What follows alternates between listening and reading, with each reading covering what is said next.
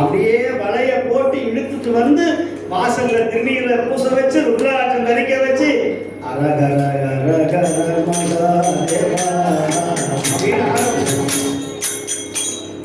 இந்த நிலைமையை தருபவன் தான் நம்முடைய சிவன். சிவனை மாதிரி ஒரு எளிமையான தெய்வம் கிடையாது, சிவனை மாதிரி ஒரு கருணையான தெய்வம் கிடையாது. அவன் சோதிக்கிறவன் தான்.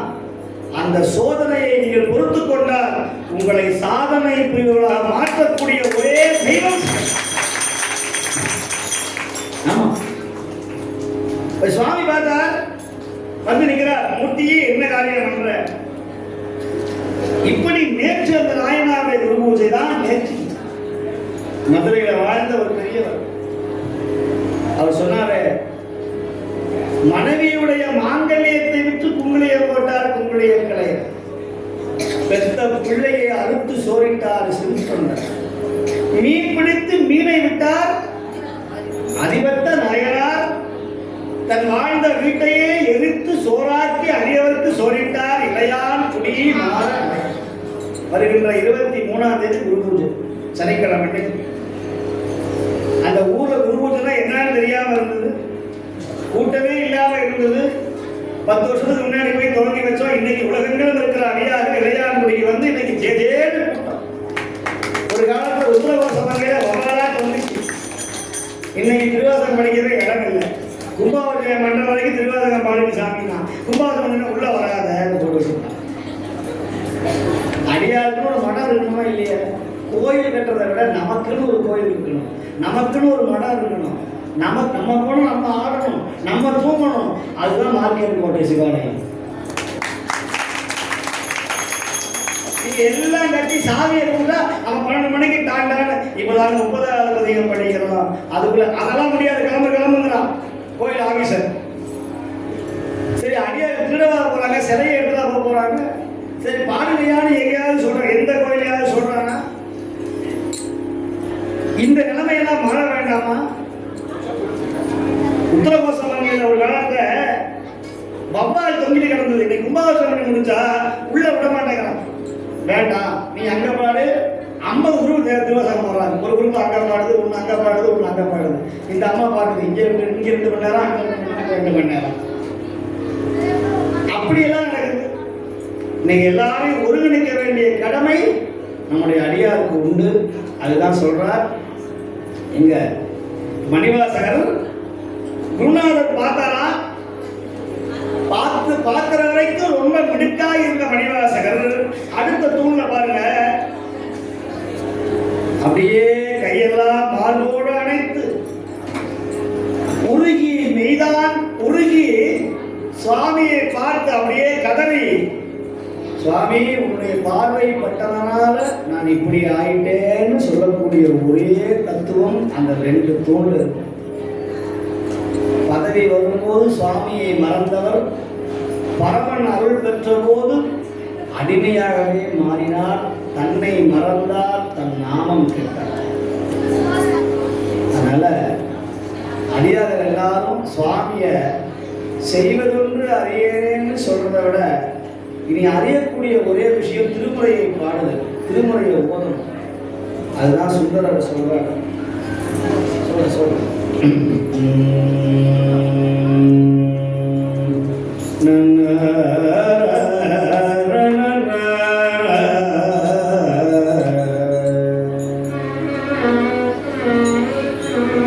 தேனி மாவட்டம் சின்னமனூர் வட்டம், சின்னமனூரில் எழுந்திருக்கிற மாணிக்கவாசக பெருமான் சிவாலயம். ஒரு அடியார் மாணிக்கவாசகர் மேல அந்த காலத்தில் இடத்தை எடுத்து வச்சார். அப்படி அந்த ஆலயத்தினுடைய மகா கும்பாபிஷேக பெருஞ்சாந்தி பெருவிழா வருகின்ற 3/9/2025 புதன்கிழமை அன்று காலை 9 மணியிலிருந்து 10 மணிக்குள்ளாக மிக சிறப்பாக நிகழ இருக்கிறது. அடியார்கள் எல்லாரும் பங்கு பெற்று சிவபுண்ணியம் பெறுமாறு உங்களை அன்போடு வேண்டி திருவாசகத்தை பாடி அன்பர்கள் செய்கிறார்கள். அன்பர்கள் கலந்து கொடுங்க. ஈசனேயம்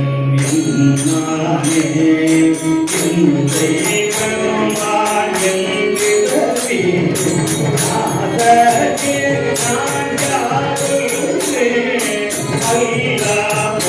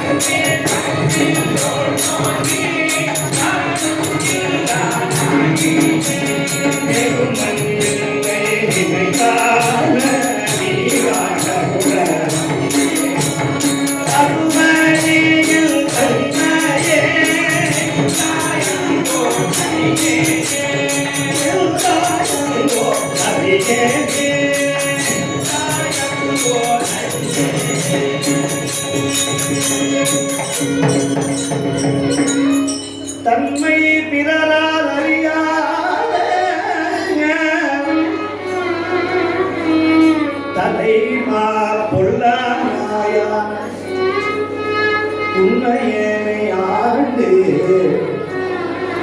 ஐயா ஐயா போக விடுவாயோ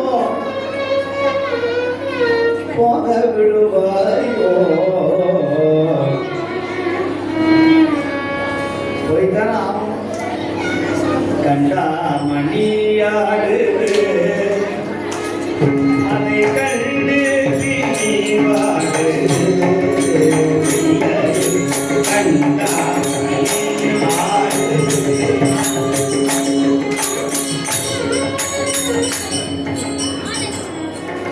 சாம்பாரும் ரசமும் முட்டும் பொரியலும் என்னை சுண்டி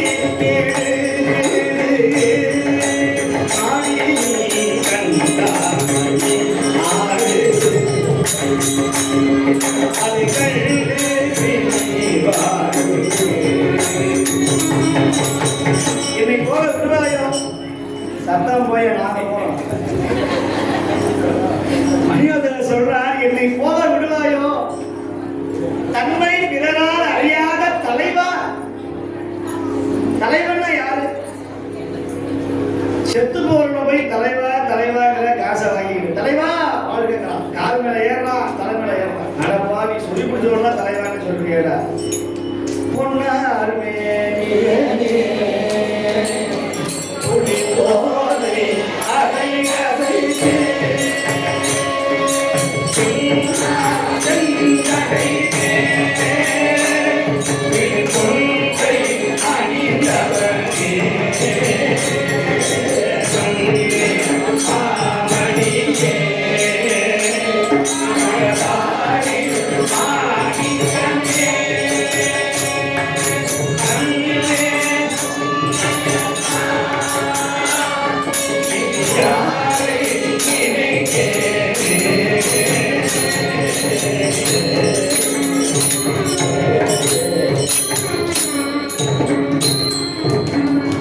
ஒரு நாட்டை ஆளுகிற ஒரு பெரிய பதவியில் இருக்கிறவன் நான் யார் தெரியுமா? இந்த நாட்டுக்கே அதிபதி. அமெரிக்காக்காரன் நான் பேசுவேன், லண்டன்காரன் நிமிர்ந்து நிற்பேன். ஆனால் எங்கள் சிவனை கண்டால் நான் குனிஞ்சு வணங்குவேன்னு சொல்றான் பாருங்க, அவன்தான் உயர்ந்த பதவியில் இருக்கிறான். எங்கள் சிவனை பார்த்த மாத்திரத்தில் கைகட்டி வாய்ப்பத்தி கையிலே கங்கை நீரோடு வந்து திருநீரை பூசிக்கொள்ளுகிறானே அவன் தலைவனா? எங்கள் சமயத்தை, எங்கள் திருமுறைகளை, எங்கள் வேதங்களை, எங்கள் ஆகமங்களை, எங்கள் புராணங்களை யார் ஏற்றுக்கொள்கிறார்களோ இந்த நாடு பாரத நாடையா. நான் இஸ்ரேல்ல பிறக்கல, நான் கல்ஃப்ல அரேபியாவில் பிறக்கல. நான் பிறந்தது எங்கள் சொக்கநாதனும் நாயன்மாரும் அவதாரம் செய்த தமிழ்நாடு. கேரளாவுக்கு இந்த பெருமை கிடையாது. கேரளாவில் யாராவது நாயன்மார் இருக்காங்களா? ஒருத்தர் இருந்தார். அது தமிழ்நாடு இருக்கும்போது இருந்தார்.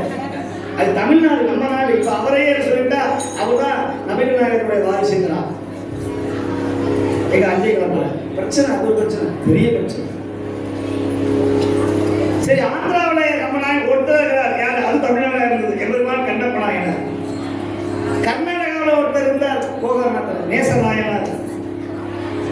சரி, அதை தாண்டி நாயன்மார் இருந்தாங்களா? நாக்பூர்ல, மகாராஷ்டிராவில் இருந்திருக்காங்க. ஆனா சேக்கலார் பெருமான் இல்லை. சிவபெருமான் சொன்னது எங்கன்னா, ஆரூர் பெருமான் சொன்னது எங்க? திருவாரூர்ல நம்ம தமிழ்நாட்டில் பிறந்த நாயன்மார் லிஸ்ட் தான் அவர் வெளியிட்டிருக்கான். அவன் லிஸ்ட்டை விட்டானா ஒரு 1000 அதிகம் பாடி இருக்கணும், 1000 புராணம் வந்திருக்கணும். நம்ம கோயில் முழுக்க ஒரு 50,000 நாயன்மார் சிலை வச்சிருக்கணும். ஆனா அவன் என்ன பண்றான்? செலக்ஷன் பண்றான். செலக்ஷன் போர்டு வச்சு இப்ப சில பேர் சொல்றான், நான் தான் 64வது நாயன்மார். நாளைக்கே அவங்க வீட்டு வந்து ஒரு பிள்ளைய அது சோறு போடணும் போட்டு இல்லையா? உங்க மனைவி ரொம்ப பிரமாதமா இருக்கிறாங்க, அப்பா முதல்ல எடுத்துட்டு போட சொல்லுவோமா? நீ முதல்ல எடுத்துட்டு போட ராஜா, எக்ஸ்சேஞ்ச் பண்ணிக்கிறேன். நீ கேரளா கேட்டா என்ன இருக்குது? நீ இங்க மாத்திக்க, நான் அங்க மாத்திக்கிறேன். பேப்பர்ல படிக்கிறான். எக்ஸ்சேஞ்ச் பண்ணிக்கலாம். உன் சம்சாரம் எனக்கு, ஏன் சம்சாரம் உனக்கு. பேப்பர்ல வந்துச்சா இல்லையா? பிள்ளைய மாத்திக்கிறான்.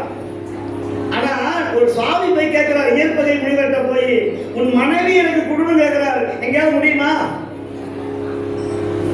அவர் கேட்கிறார், அந்த அம்மாட்ட போய் கேட்கிறார், வந்தவர் யாருன்னு தூர்த்த வேடத்தை அவன் காமாந்தகாரன், காமனை எரித்தவன் காம எண்ணத்தோடு வர்றான். காமனையே எரித்தவன் காம எண்ணம் வருமா? அவன் நினைக்கிறான் அப்படியே லிப்டிக்கு அங்கங்க லிப்டிக்கு முத்தம் லிப்டிக்கு இருக்குது உங்களை நகரத்துல இன்னைக்கு அந்த கையில மல்லிகை பூ சுத்தி வர்றான். சும்மா வர இப்படி வரான். அப்படி வரும்போதே மோசமான ஆள்னு தெரிஞ்சிருந்தே வர்றான். வந்தவன் மனைவியை கேட்கிறான். சாமி பார்க்கிறார்.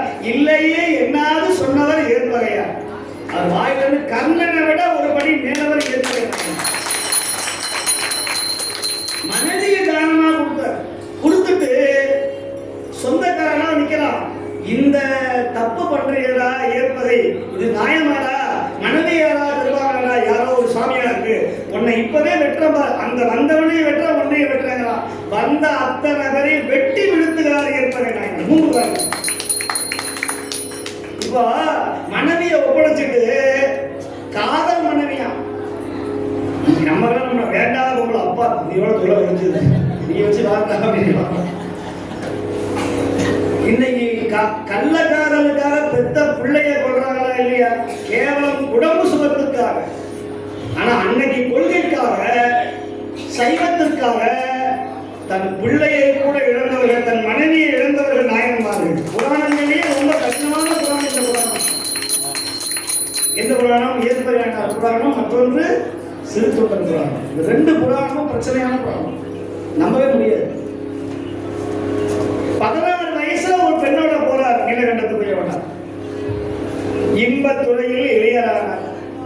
வீட்டுக்கு வந்தவர் என்ன பண்ணிருக்கணும்? ஒரே ஒரு பொய் சொல்லியிருந்தா பரவாயில்ல, நாங்க போனேன் யாரையா பார்த்தேன் விடு அப்படின்னா பிரச்சனையே இல்லை. அந்த அம்மா சொல்றா, இல்ல இல்ல உனக்கு உன்னுடைய சேட்டெல்லாம் வேற மாதிரி இருக்கு, நேற்று வரைக்கும் ஒழுங்காக இருந்த, என்னைக்கு ஜமக்காலத்தை போட்டுக்கிட்டு போனை பார்த்துக்கிட்டே இருந்தியோ அப்பவே சந்தேகப்பட்டேன். போனு கையமா இருக்கிற உண்மையை சொல்லு. யார் அது இல்ல, அவர் சொல்றார் உண்மையை சொல்லுகிறார். தன்னுடைய குற்றத்தை ஒத்துக்கொள்ளுகிறார் தன் மனைவி இருக்கிற. அப்படி தீண்ட போகும்போது எம்மை தீண்டினீராக நீலகண்டம். நம்மள டிவோர்ஸ் பண்ணிடுவோம். நீ போ நம்ம கல்யாணம் பண்ணிக்கிறேன். 16 வயசு சத்தியம் பண்றாரு. எம்மை தீண்டினீராக நீலகண்டம். இன்பத்துறையில் எளியரான நாயன்மார் ஒரே ஒரு வார்த்தைக்காக 60 வருஷம் தன் மனைவியை மட்டுமல்ல வேறொரு எந்த பெண்ணையும் மனதால் தீண்டாமல் வாழ்ந்தாரே அவர் உத்தமரா? யோசிச்சு பாருங்க.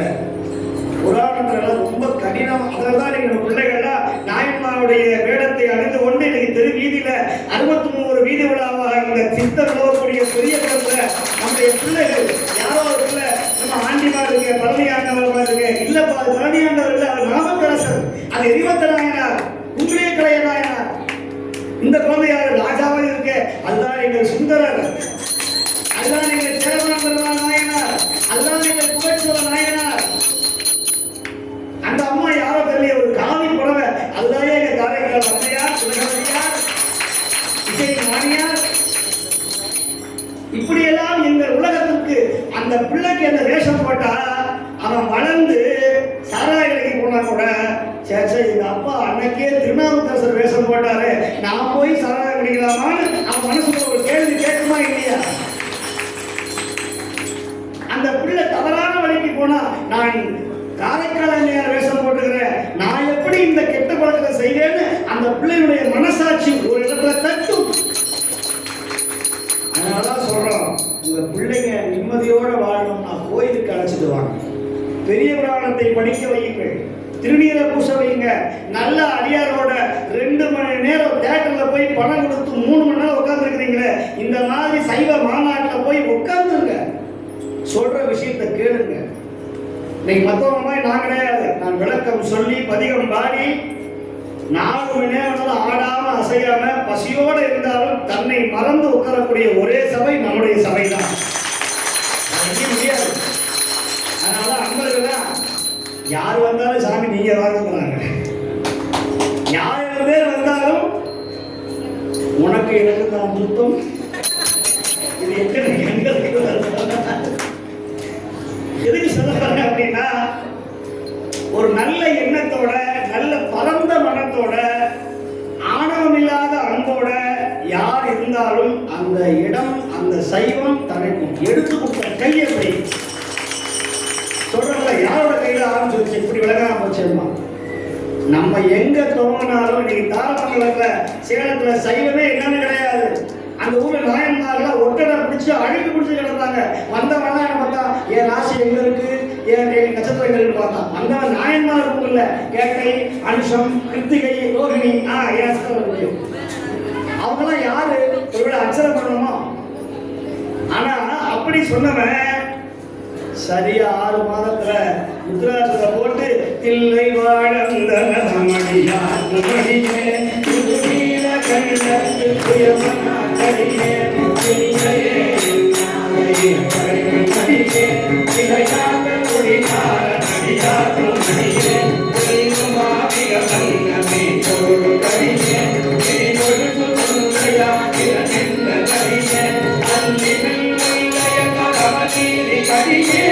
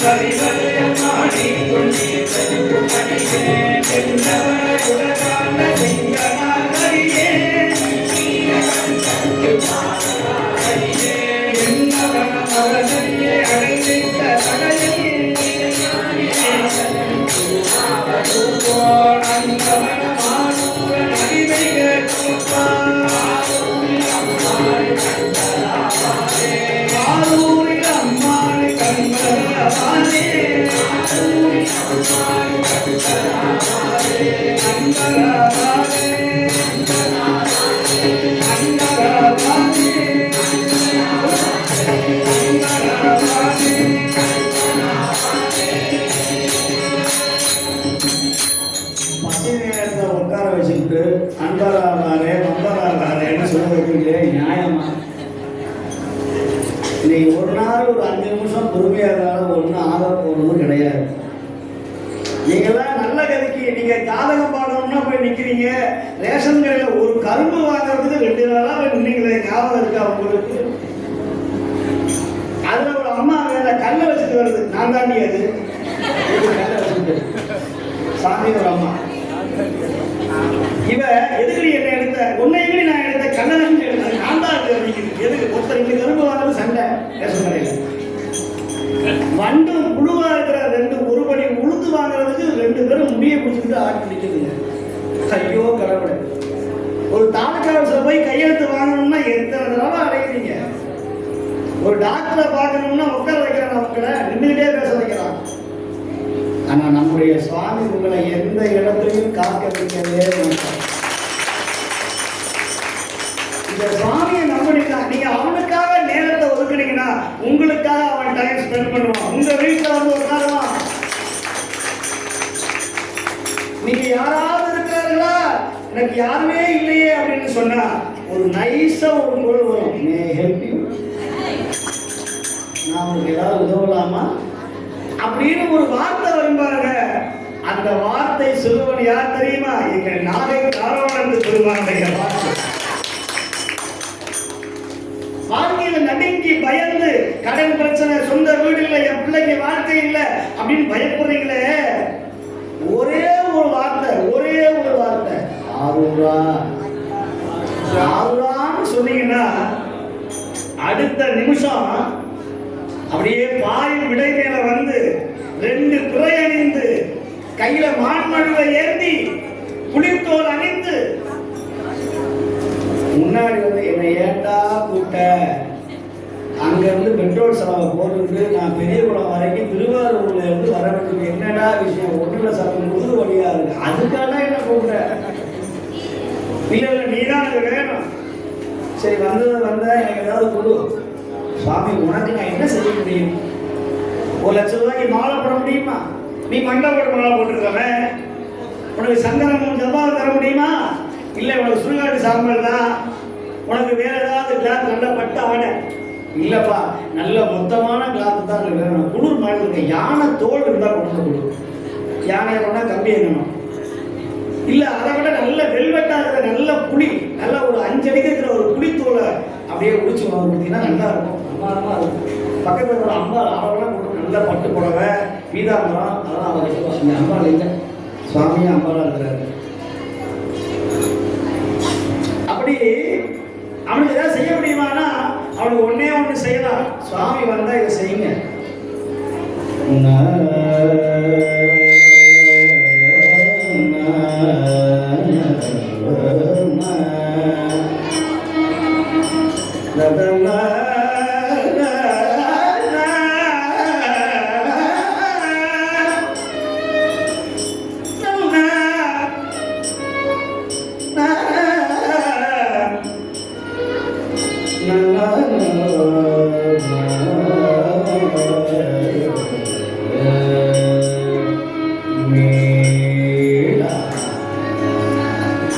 He